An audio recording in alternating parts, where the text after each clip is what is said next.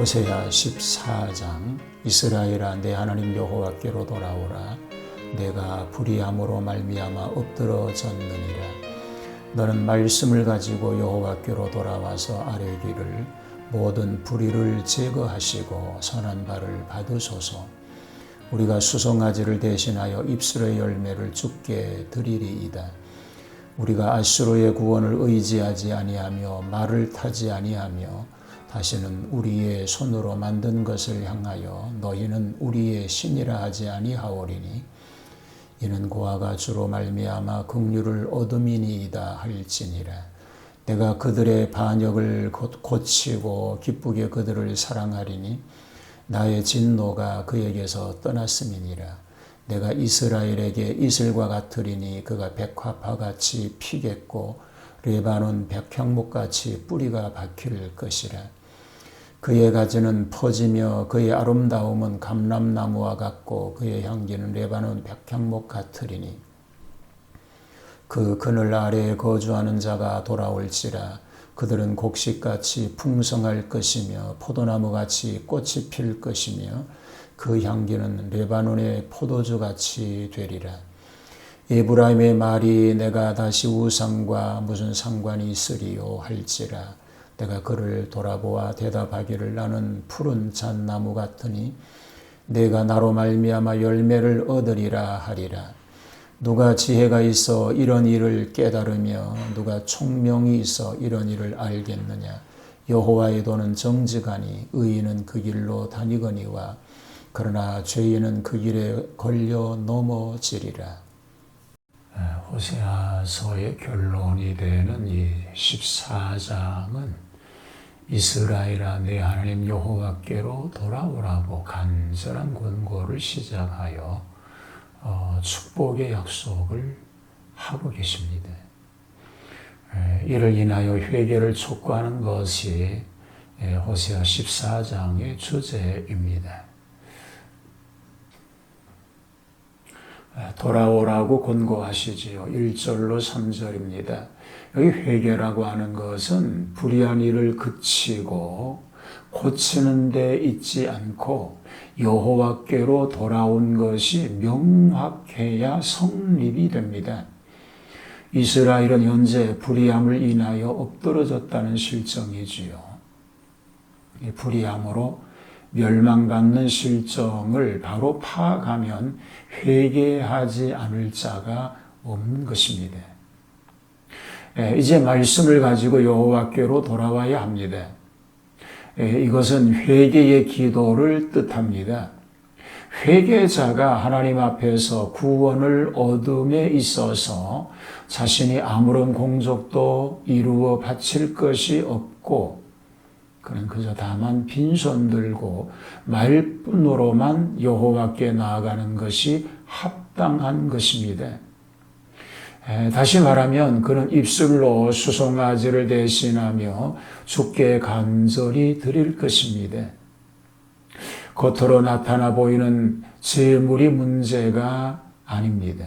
통회하는 마음과 진실한 자복이 필요하기 때문인 것입니다. 자복하며 회개하는 기도 이상의 힘이 없으니 오직 진실한 마음을 하나님께서는 기뻐 받으시기 때문인 것입니다. 3절은 회개 성립의 근본 요소를 보여주고 있습니다. 아수르 같은 강대한 나라도 의지하지 않고 무력의 상징인 말을 타지도 않고 우리가 만들어 섬기는 우상도 버리고 곧 여호와만 의지하도록 그에게로 돌아감을 말하고 있습니다. 오직 고아는 주께로 말미암아 긍휼을 얻음이라고 말하고 있는 것입니다. 회개자에 대한 번영의 약속을 4절로 8절에서 말합니다. 하나님께서 그 백성을 구원하심은 그들 자신의 어떤 선이나 의의를 보신 까닭이 아닙니다. 하나님 자신이 즐거이 저희를 사랑하신 까닭입니다. 이는 무조건적으로 자유로이 그들을 사랑하셨습니다. 5절 이하에서 위에 관설된 회개하는 자들에게 대한 하나님의 축복에 대해서 자세히 말하기 시작합니다. 내가 이스라엘에게 이슬과 같으므로 이는 자비의 상징이요 밤사이에 고요히 은밀하게 내려지는 까닭이요 매일매일 계속되는 축복입니다. 저가 백합화같이 되겠다고 하였는데 이는 회개하는 자의 즐거움을 나타냅니다. 광야와 메마른 땅이 기뻐하며 사막이 백합화같이 되어 즐거워한다고 하는 것입니다. 레바논 백향목같이 뿌리가 박힌 것이라 그 가지는 무성하니 퍼지고 그 아름다움은 자라나는 감람나무 같다고 하였습니다. 저희는 곡식같이 소송할 것이요 이는 땅에 떨어져 죽어야 자라서 열매를 많이 맺힌 언약인 것입니다.